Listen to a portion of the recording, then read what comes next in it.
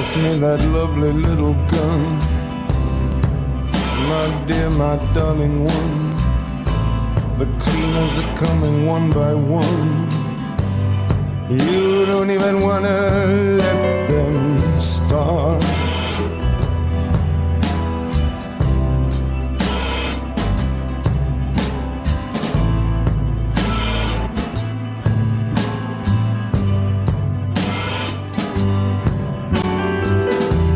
Knocking now upon your door.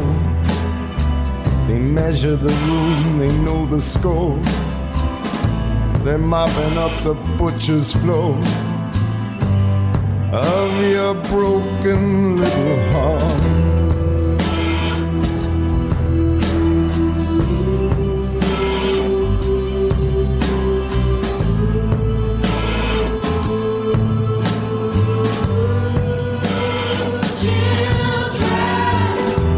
Us now for what we done. Started out as a bit of fun. Here, take these before we run away. The keys to the gulag.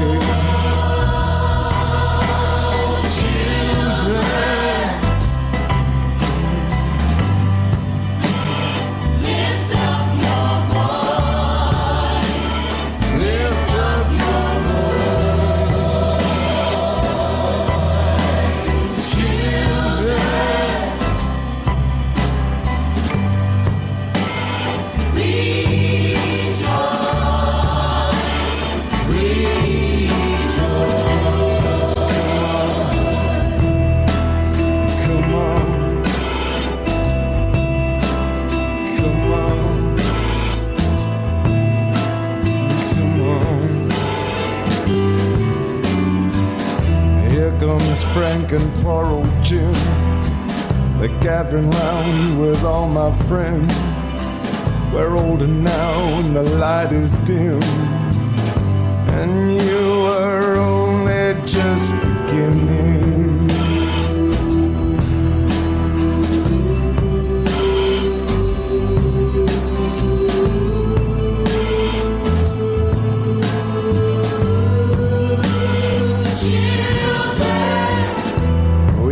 The answer to all your fears. It's short, it's simple, it's crystal clear. It's roundabout and it's somewhere here, lost amongst our winning.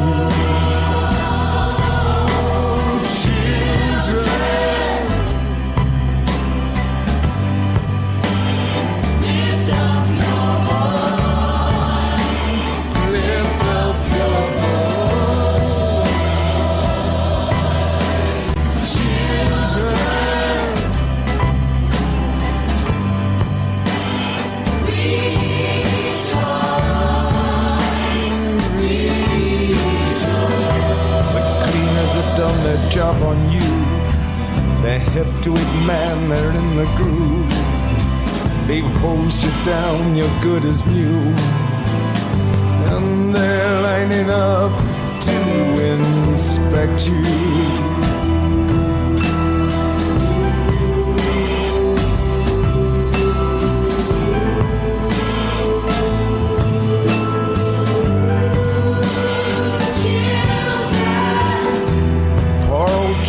White as a ghost, has found the answer that we lost. We're all weeping now, weeping because there ain't nothing we can do to protect you. Children,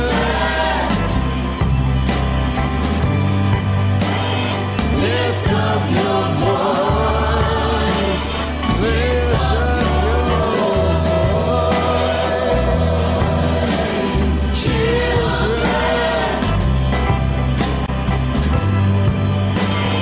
Rejoice.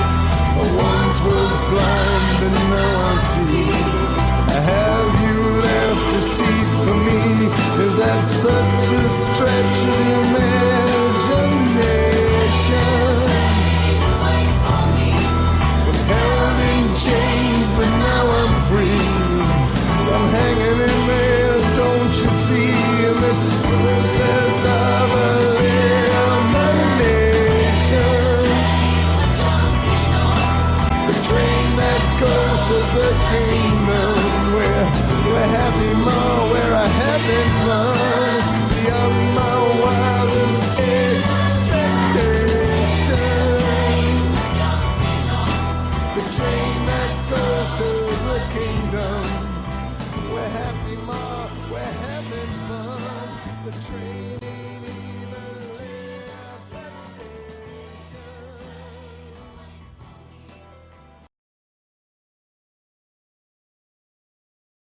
Like 10 years ago, this is not possible.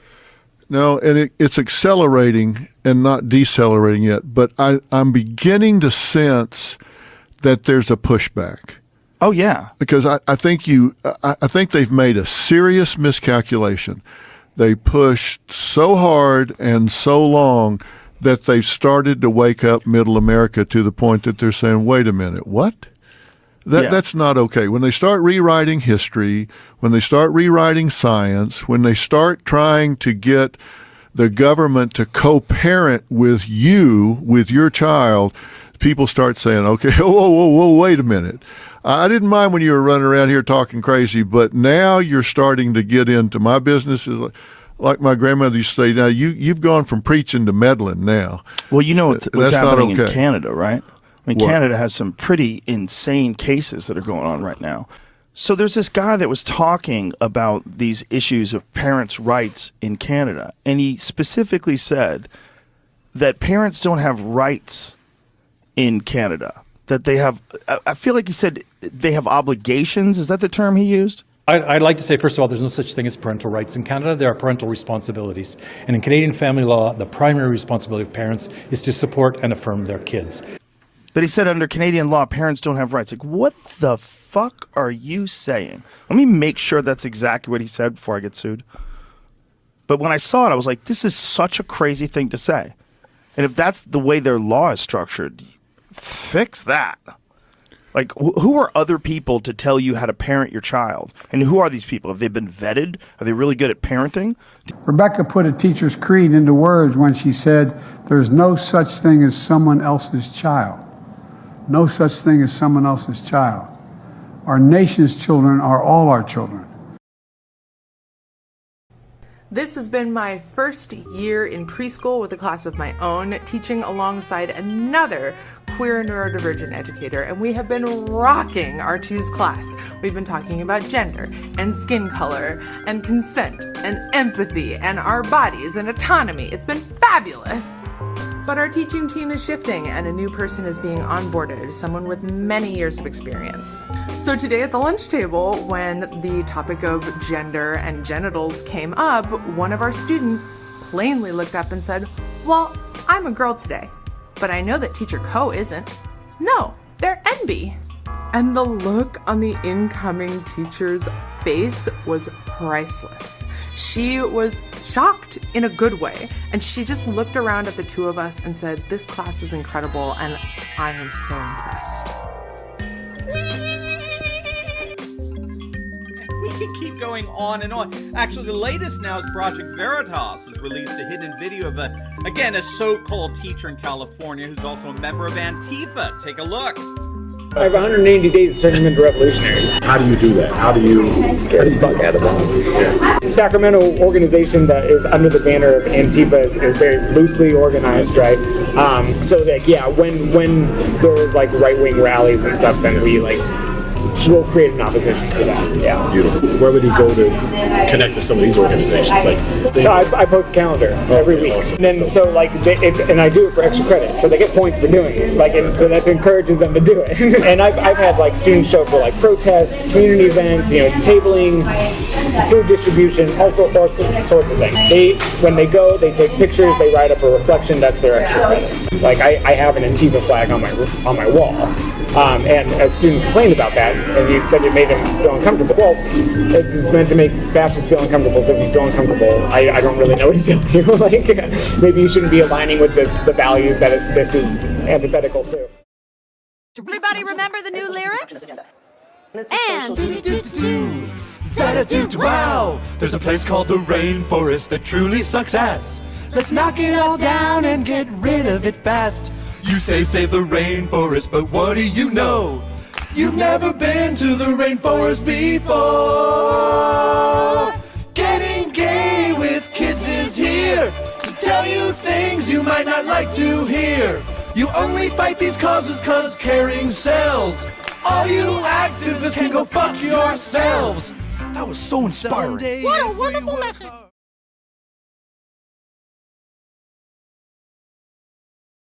It's an effort to pit Christians and conservatives against the LGBTQ and vice versa.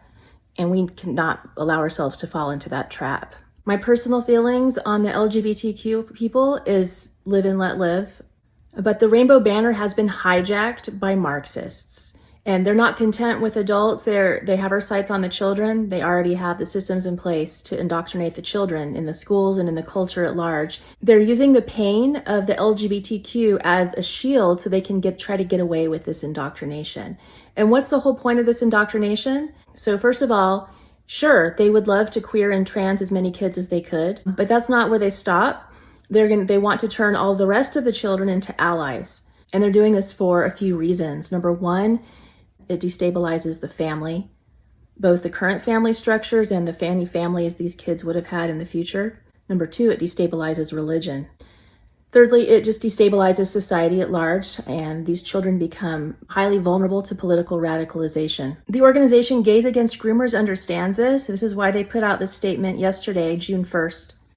It may be the first day of Pride Month, but there is no pride in the sexualization, indoctrination, and mutilation of children. The rainbow has been hijacked by activists who are using it as a shield to push a dangerous agenda onto your kids. So what can you do? What can we do? Step one, get educated and help others to get educated. In a nutshell, this is what queer Marxism is. We have to kind of backtrack. Queer Marxism, or queer and gender theories, are the first cousin of critical race theory. Critical race theory came from critical theory, which was developed by neo-Marxists from the Frankfurt School many decades ago. The neo-Marxists also had some ties with cultural Marxists, and then we go all the way back to Karl Marx, who wrote the Communist Manifesto. But anytime you're dealing with Marxism, the kernel of Marxism is pitting an oppressed class against an oppressor class for the purpose of destabilizing society, tearing down the powers and the structures of power so that a new power structure, communist, can come in and take hold. Now, that being said, the vast majority of people who are advocates for the LGBTQ are not explicitly Marxist themselves. They have been duped into this agenda unknowingly. So there's 5 different levels of Marxists. At the very top, we have the money bags. In this case, we have like BlackRock, Vanguard, and we have big money on the side of this agenda. The next level down is the actual communists, the actual Marxists, who are explicitly trying to enact communism through queer Marxism. Here's one of them. This is Lindsay Amer. Quote, "When I talk about queer, trans, and non-binary kids, I'm not just talking about..."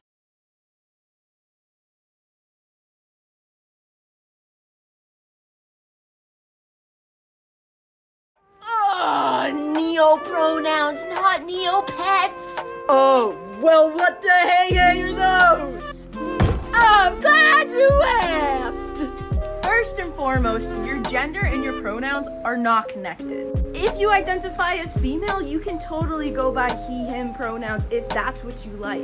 Gender and pronouns are not connected. Ah! Now that being said, some friends don't like using he and she for pronouns. In fact, they want more gender-neutral terms. Yes, there is they, them, but some people don't like that, okay? So they might go by other gender-neutral pronouns. Behold, a classic example of some awesome neo-pronouns and how to use them.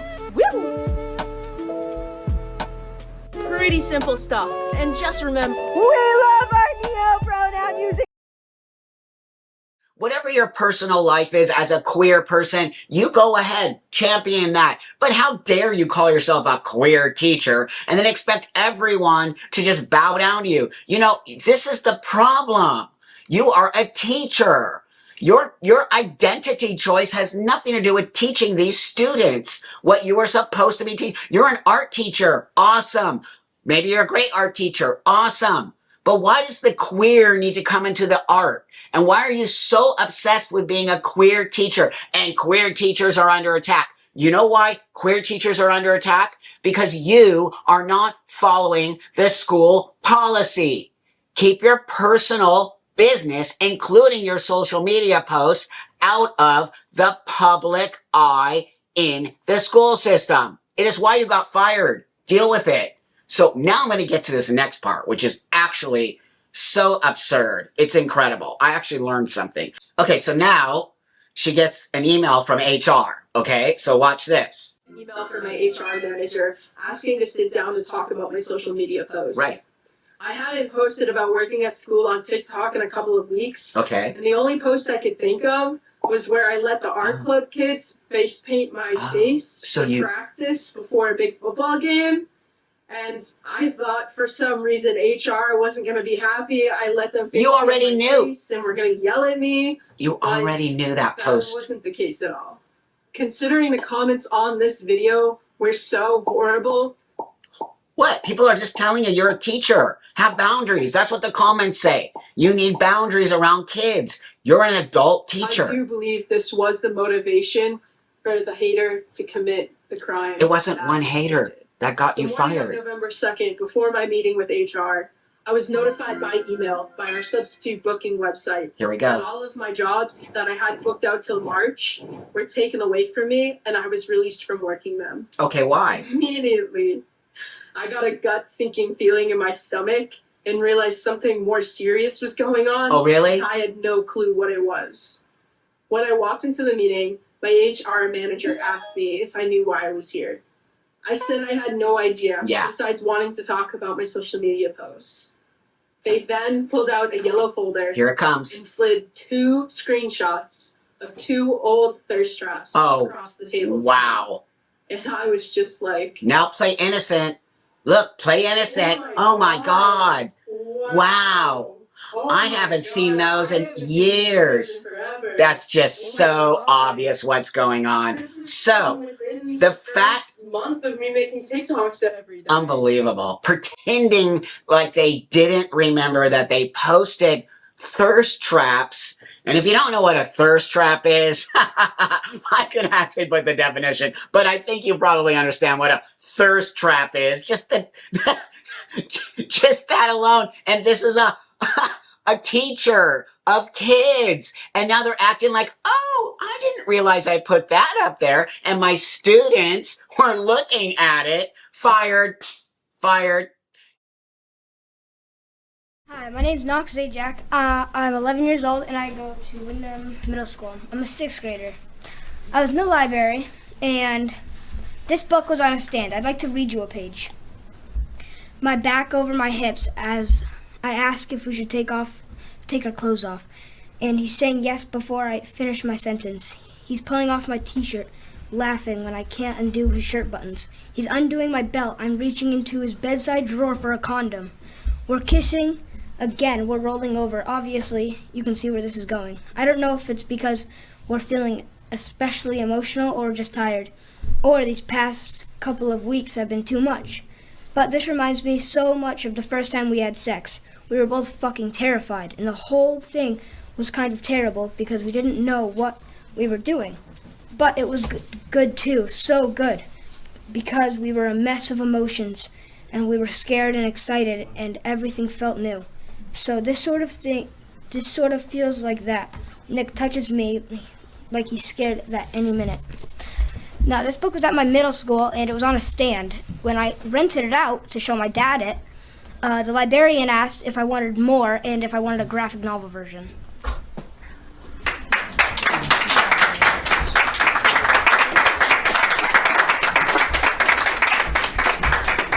Oh, boy. So I'm that kid's father. Okay, good. I was asking for you. Yeah, I'll take another 3 minutes. So that's my son. Okay. 11 years old, and went to his library and found that by the entry door of our library, this is the smut that he is finding, all right? I don't care whether it's gay, straight, bisexual, whatever the terms are for all this stuff, doesn't need to be at our school. Doesn't need to be at my 11-year-old's library. And then as far as genderqueer, I've got a son in the high school as well. And this is bullshit. We know it, all right? We do not need to be having literature that's showing boys how to suck dick, all right? I'm very, very frustrated about it, okay? And you may think that schools know the best for our children. You know who know the best for our children? The parents. And if you remember this, I was here last year talking about masks, and I even offered you proper usage for a mask, and you said I was bullying. And you know what I would like to say to everybody right now? Where are we a year later, and what has changed why you don't wear your masks right now? So what has changed in the medical field that is showing you that you don't have to wear masks now? So like I said, listen to the parents. I can tell you right now, I don't work anymore, and I will be more than happy to focus my time and effort to the security of my child and children in this school, all right? I will be a thorn in your sides. So I just want you to be aware of what you've woken, okay? I'm sure that a lot of you guys are fine and great people and have nothing but the best intentions for our children, but by the fact that this has to take 4 months for a school to get this book out of the library is ridiculous. The parents are here right now and they're speaking, and you need to listen and do something about it quickly. Thank you.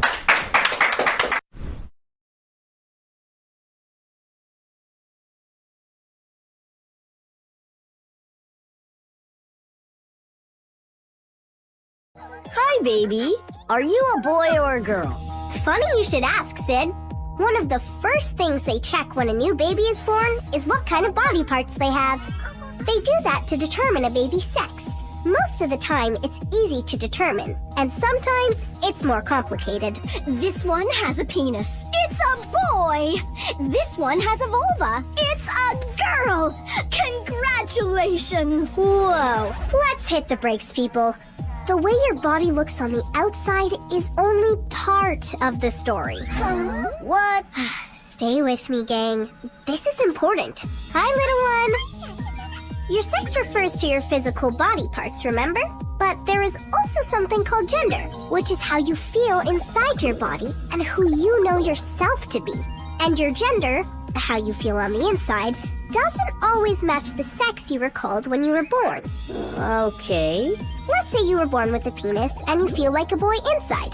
In that case, your sex and your gender match. But what if you were born with a penis and you know you're a girl inside, not a boy? Then your sex and your gender don't match. Wait, what does know you're a girl inside mean anyway? Does that mean you have to love pink things and princesses? Nope.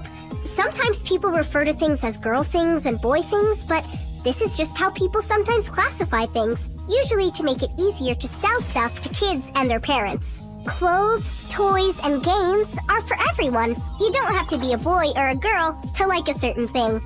Sid, has anyone ever told you that you shouldn't play with something or wear something because you're a boy?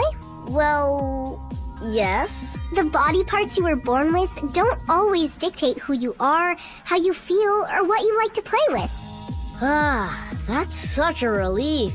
Gender, how you feel and who you know yourself to be, tells you who you are, and there are a whole bunch of possibilities. Figuring out what feels right for you is just part of growing up. Bye, little cutie. No matter how you're born, we each have a style. I'll tell you in a while exactly what I like. Ariana and Renee, they both are born girls. They go into their changing rooms. Ariana loves twirls. That's not for Renee. Pink will not do. All girls don't wear dresses, they wear pants too. Has Renee lost her mind? What's running through her head? Ariana can fix this, no is what she said. When you put it on, you do a little groove. You know you've got to move. That's how you know you've got it right. This is me, who I am. See me in full color, it's me like no other. Originality. No matter how you're born, we each have a style. I'll tell you in a while exactly what I like. Bryce and Jason, They both are born boys. They go into their changing rooms. Bryce jumps out with joy. Jason has a different idea. The sweater is where it's at. Bryce has to fix this. Here, try this or that. Wait just 1 second. Don't tell him how to dress. Ariana knows this. Only Jason can express. This is me, who I am. See me in full colors, me like no other. Originality. No matter how you're born, we each have a style. I'll tell you in a while exactly what I like. Darla and Charles, one girl and one boy. They go into their changing rooms. Charles is feeling coy. Others are thrilled with the look, but Charles is quite unhappy. Let's try this again. Yeah, this is snappy. Some are confused. They just don't understand. Charles, now Charlotte is certain. Ariana's her biggest fan. Some might keep their distance, but others will come around. Come on over, Darla. Show us what you found. Darla had something on, but is not quite convinced. She wants to try again, yet she still gives a wince. Nope, not right either. Why can't she decide? Sometimes it takes time, only she can find her stride. Darla presents an outfit. The new name is Darren. Now everything feels right. The person within he's sharing.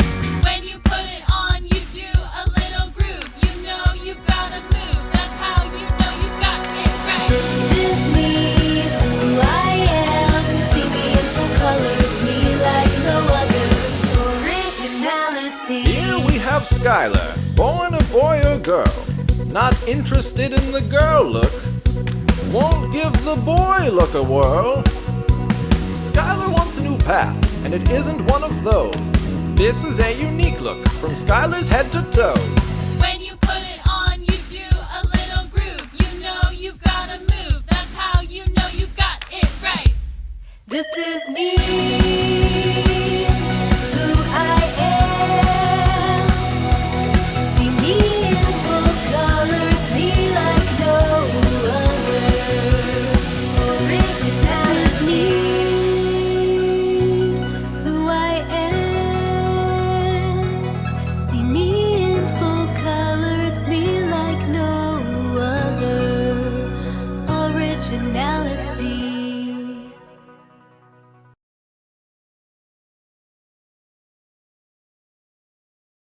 I would say the most important thing for me was that trans people actually reached out to me. And I remember, I think you did like a little social media clip, and that meant so much because that was my biggest concern with the book. I wanted to be accurate in terms of what the science had to say, but I also wanted to be very clear that what I'm saying should not be used to discriminate against anyone, to marginalize people, and especially not the trans community. I do think trans people, I'm not trans, but I do think that trans people experience discrimination and it's unfair. And I support transitioning in adults. And I think adults should be able to get access to care and support. And, you know, to hear from so many trans people telling me that they understood that message and that they didn't think the book was, you know, all these awful things that people have been calling it. So that was very important to me.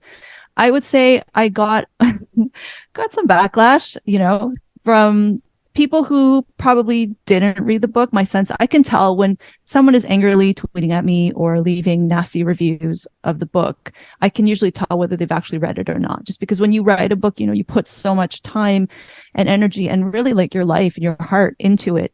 So I can tell when the criticisms they try to make it sound like they've read it, but they haven't. And I think it's people who are really, like I said, with the earlier issue with people who are teaching this to kids. I think some people are just so invested in the ideology, or they genuinely think that this is what's going to help trans people if they aren't trans themselves, if they're one of those so-called allies.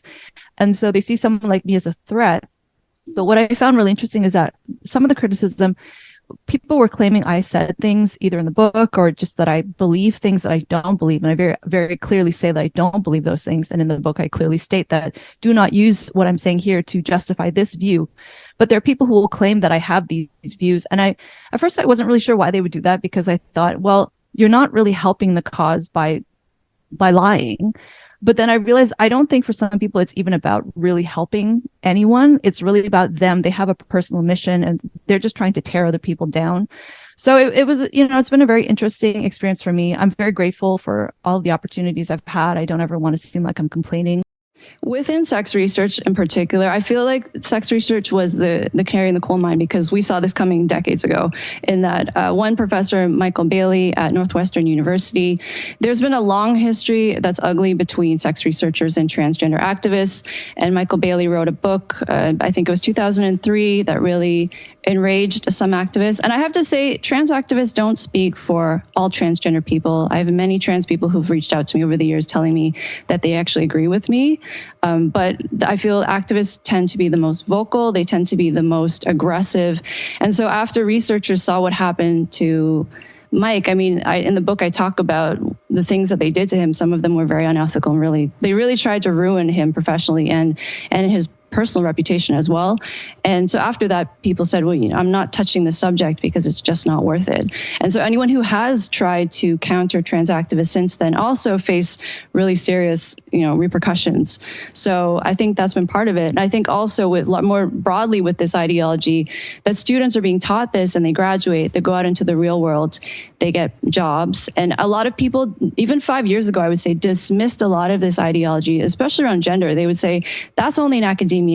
That is not something that's actually going to affect me in my, real life. But here it is now. It affects everybody. There's no way that this is not affecting you. I think it's just a question of how much do you pay attention to it. People send me messages. They tell me about when they have training at work. They tell me about their kids' education. Like at the book, I don't just talk about transitioning children. I talk about the idea that gender is not a social construct. It is not a spectrum. I talk about how there is a relation between gender identity and sexual orientation, which you're also supposed to not say, apparently. I talk about sex differences, and these are all things that are considered taboo, and I don't understand. I don't understand why we can't just have a fact-based conversation. We're not saying that this information justifies discrimination against people. In fact, I'm always very clear to say that it doesn't. Well, I think this is one of the reasons why you're so important, because you're obviously a very intelligent, kind person, and you're not a hateful person, and you're not in any way discriminating. You're looking at this as a scientist, and you're looking at this as a person who is very frustrated by the fact that you can't discuss science, particularly when it comes to really critical aspects of people's lives, which is sex and gender. I would love to talk to you about what you just said, though. When you said that there's not a spectrum when it comes to gender, that's a common narrative. So what do you mean by that? Like there's not a spectrum? So there are two genders. And so gender, for 99% of us, our biological sex is our gender. Biological sex is determined by gametes, which are either eggs or sperm. So there are no intermediate gametes. So gender is either male or female. So this I do not think invalidates the existence of intersex people or transgender people. I think we can advocate for equal rights for those communities. We don't have to reconceptualize what gender or sex are. And also for intersex people in particular, most of them want to live within the binary. They want to live as either male or female. They don't want gender or sex to be collapsed into a kaleidoscope or a galaxy or whatever else. I mean, this is what's being published in scientific papers now. They refer to gender as quite literally a galaxy. So, I mean, it's ridiculous. That's pretty crazy. Are you in a safe spot right now? I think so. Are you hearing shots now? No. Okay. But we're in the art room closet. Okay. Jess, I hear another shot. You did? I'm hearing more shots. Okay. We're upstairs by the art room hallway. You're upstairs by what hallway? In the art room. Art room. Jess, please hurry. I'm hearing you. They're coming. Dated March 27th, 2023. Death Day. These images of the Covenant shooter's writings continue to spark debate surrounding who should be able to view them. Podcast host Steven Crowder put the pictures out for the public to see. This is relevant in charting a course forward, right? Establishing a motive or understanding if there was a motive, or certainly understanding the targets. He says his team used a rigorous verification process after getting a vague email. I know beyond any shadow of a doubt that it's the truth. They aim once, they aim right. He says after responding to the email, his team received photos from a text thread to another party that started shortly after the shooting. After a few calls, they came to Nashville. Source number one, review the phone, the text thread, and this text thread also was that was shown to my journalist was from a source within the Nashville PD. So we'll call that source number 2. A Fox 17 News source confirmed the accuracy of the documents with passages like, "I can't believe I'm doing this, but I'm ready. I hope my victims aren't. It's going to go quick. I hope I have a high death count." What would you say to the Covenant families and victims who are upset about this leak? It's a tragedy beyond anything that I could imagine. I honestly can't imagine anything worse than burying my child. So that's not lost on me. Charlotte, Boston. Coast-to-coast outrage about gun violence. Students staged a noon walkout in protest, including in Uvalde, Texas, where a school gunman last year massacred 19 children and 2 adults. There's gunshots up at the church! The other claim, and this is the one that I have difficulty with logically, is that a girl who thinks she is a boy is in fact a boy trapped in a girl's body, which seems to me, and that's been the case ever since birth. And it seems to me that this is a form of the biological essentialism that the gender theorists typically decry, proposing, as they typically do, that gender is a social construct. Now, it isn't obvious to me how gender can be a social construct and be something immutable from birth that's only known to an individual themselves, which sounds a lot more like a biological explanation to me. So, right. Right. I mean, I interviewed affirmative therapists, and I would say to them, and they would say, well, some kids are gender fluid. And I would say to them, well, then how can you recommend top surgery on a young woman who may turn out to be gender fluid, meaning she decides at some point she was wrong, she isn't a boy, she's a girl. And this response was essentially, well, only she can know her truth. I mean, this is not medicine any longer. It's closer to witchcraft. So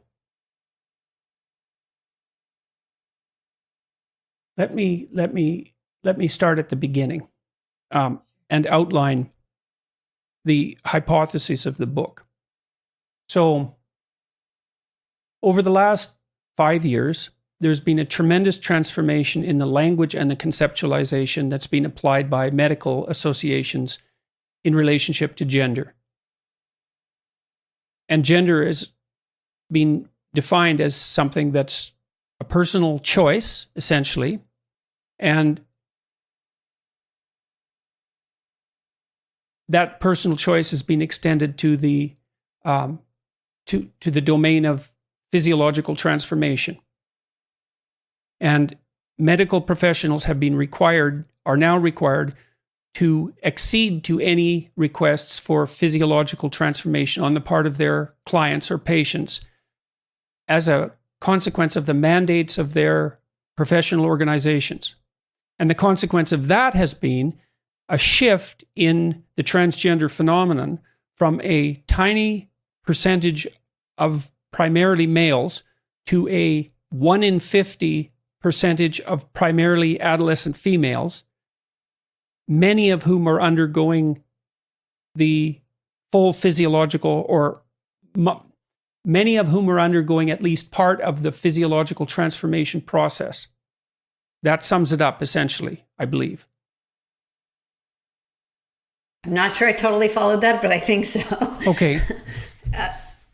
Well, I probably should have asked you this at the beginning of the interview, but I was trying to outline the basic argument that you were making. Right. The basic argument that I'm making is that girls is that a large population of teenage girls who probably do not have gender dysphoria, they certainly have an atypical form of gender dysphoria, are able to quickly obtain hormones and surgeries. They are very much, they're acting under social media influence and peer influence. We have numbers on that. Certainly not my studies, but others have done studies on this.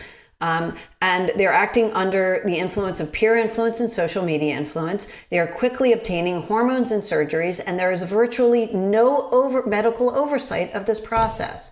That's the thesis of the book. Right. And so the alternating hypotheses are either that there's been an explosion in transgender identifying individuals because the social strictures have been taken off the diagnosis, or that this is a form of psychological contagion. Right. I don't think it's the former. I started to explain why. I mean, one of the reasons I said is you would expect, a large, rise in transgender identification across populations. It wouldn't just be teenage girls. You would see women in their 40s, 50s, and 60s. You would see more men, coming out as transgender in comparable rates. But not only that, you're seeing among this population, we know that rates of suicide and depression are rising as social acceptance of gender dysphoria is going, or transgender identification is going up. But we would have predicted that those things going down with social acceptance. Instead, it seems to be, coincident and comorbid with teenage girls' mental health crisis, in which we're seeing very, very high rates of anxiety and depression.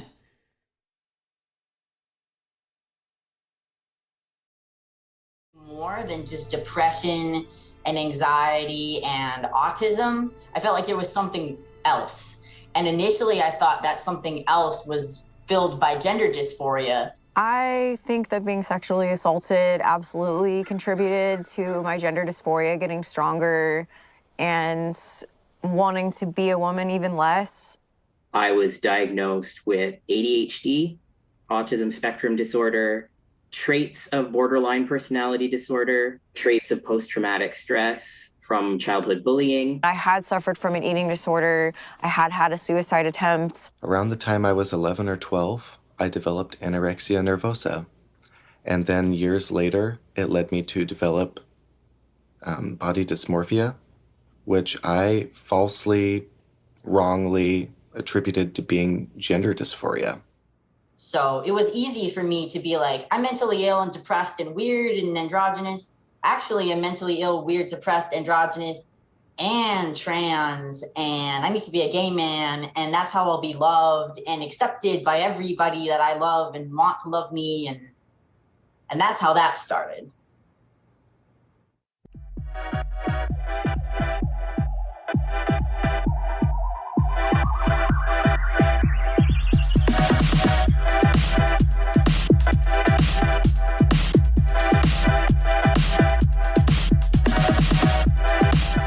The idea that being trans is a mental illness doesn't make any sense to me.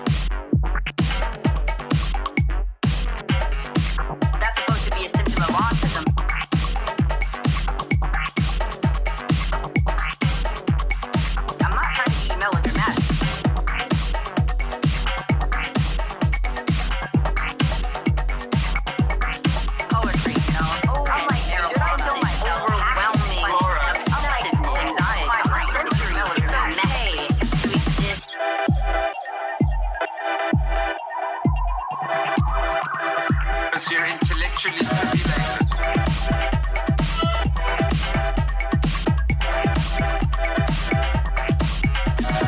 There's so many things that came up.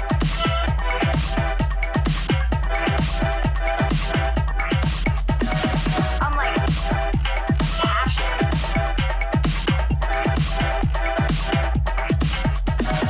Now I'm doing this, which is, thank God, because like I said, Before I go, I want to share this story with you because it's important to this point. I want your community to know that one of the coolest people I ever met was a transgender woman. And this is not a man that I knew that became a woman. This woman was trans when I met her. Lived in San Francisco. Daphne Dworman is her name. I would do 18 shows in the Bay Area, sometimes in Oakland and Dirty Hood nightclub, and she would be there, a white trans woman, laughing loud and hard at everything I said, especially the trans jokes. Very puzzling, because she was obviously trans.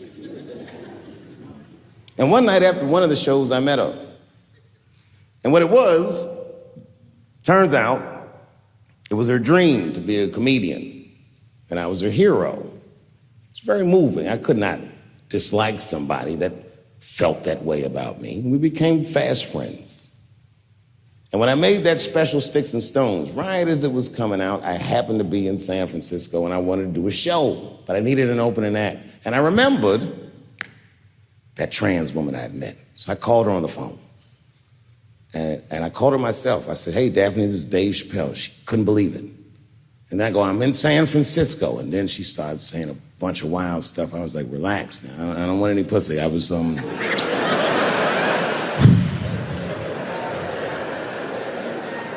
was calling because I'm doing a show and I need an opening act. And I was wondering if you'd open the show. And she was like, fuck yeah. Now, I didn't know this at the time, but this woman had only done stand-up comedy 8 times in her life. This is little to no experience. And now she's about to open a show for what many call the GOAT.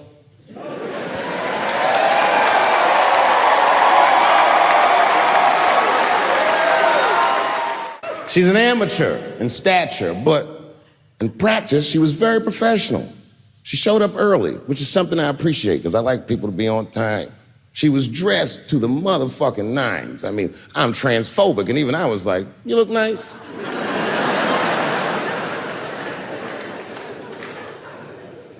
Went up on the stage with all the swag of a professional comedian, grabbed that mic and walked right down the middle and looked at the crowd like a gangster. Man, you should have seen her work. This bitch bombed for 45 minutes straight. And I am not exaggerating, young man. That show was terrible. Stunk. Stunk. And then she brings me on, and you know, I was like a glass of water after a handful of salt. The crowd was happy to see me. I was killing it. But here's what impressed me. Any other comedian I've ever seen, if they had bombed as bad as she did, would have snuck out of the back of the theater and went home and cried or something. And she didn't do that. Not only did she not leave, she found a seat right up in front. You know, when a new comedian watches an experienced comedian in comedy, we call this taking class. And this bitch took my whole class. She sat up there and was laughing as hard as she always laughs, as if nothing bad had even happened to her. And I saw her show. Something bad happened to her.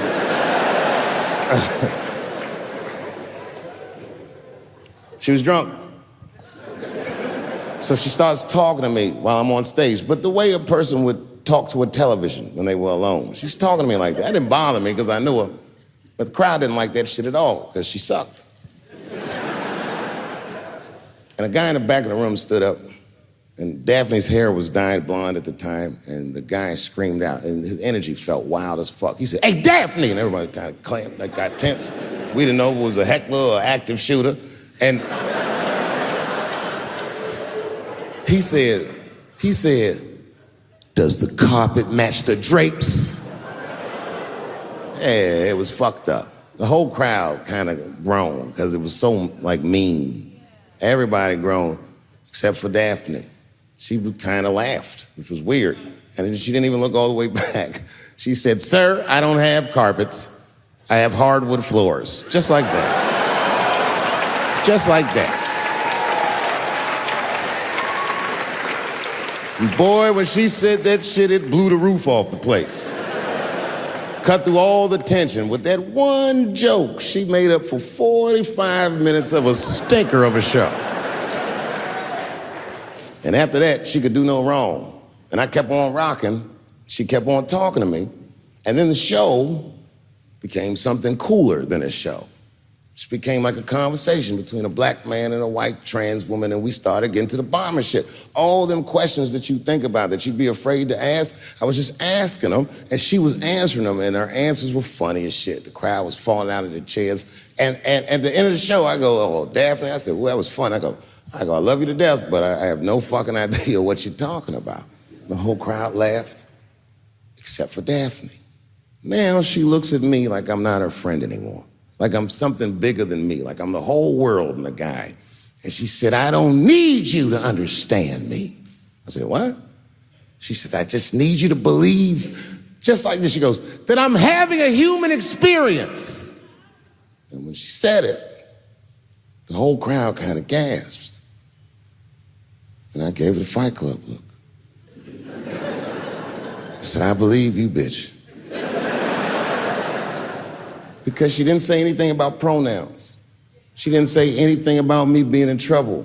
She said, just believe I'm a person and I'm going through it. And oh, I believe you because it takes one to know one.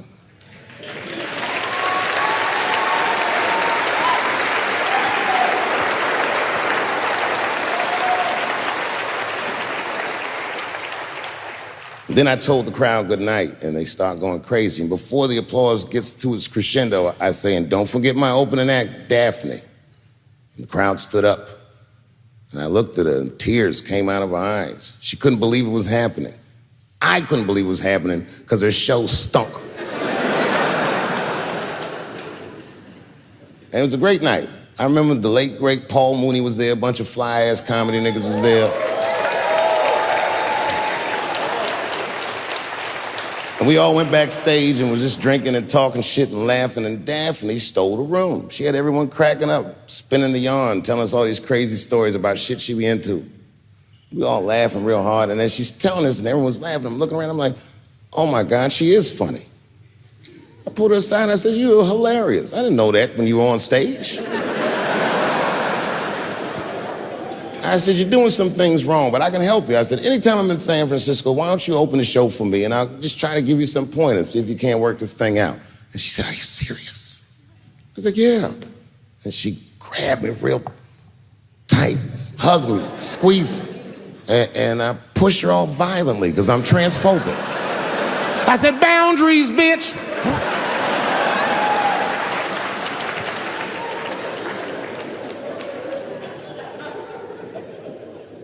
When Sticks and Stones came out, a lot of people in the trans community were furious with me, and apparently they dragged me on Twitter. I don't give a fuck, because Twitter's not a real place.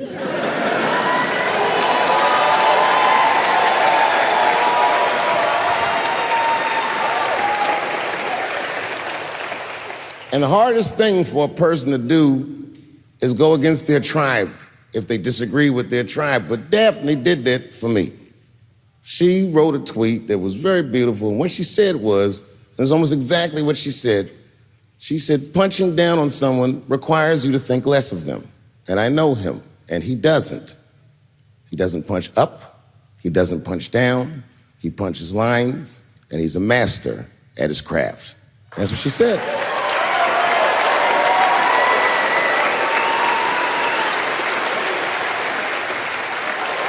Beautiful tweet. Beautiful friend. It took a lot of heart to defend me like that. And when she did that, the trans community dragged that bitch all over Twitter. For days, they was going in on her, and she was holding her own because she's funny. But 6 days after that wonderful night I described to you, my friend Daphne killed herself. Oh, yeah. It's a true story. My heart was broken. Yeah, it wasn't the jokes. I don't know if it was them dragging her. I don't know what's going on in her life, but I bet dragging her didn't help. I was very angry at them. I was very angry at her. I felt like Daphne lied to me. She always says she identified as a woman, and then one day she goes up to the roof of a building and jumps off and kills herself. Clearly, only a man would do some gangster shit like that. Hear me out. As hard as it is to hear a joke like that, I'm telling you right now, Daphne would have loved that joke. That's why she was my friend.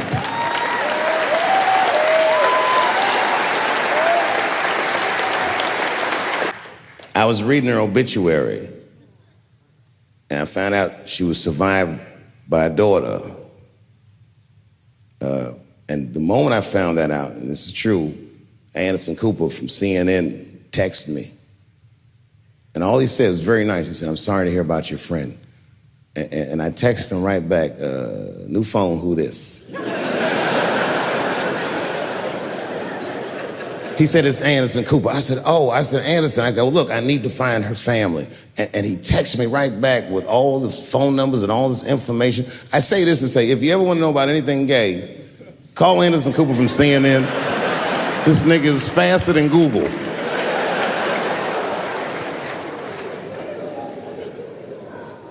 And what I did is I got in touch with her family and I started a trust fund for her daughter, because I know that's all she ever really cared about.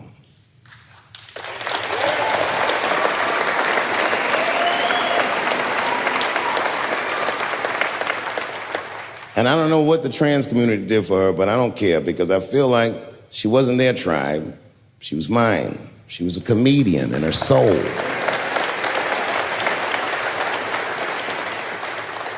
Her daughter is very young, but I hope to be alive when she turns 21, because I'm going to give her this money myself. And by then, I'll be ready to have the conversation that I'm not ready to have today. But I'll tell that little girl, "Young lady, I knew your father. And he was a wonderful woman."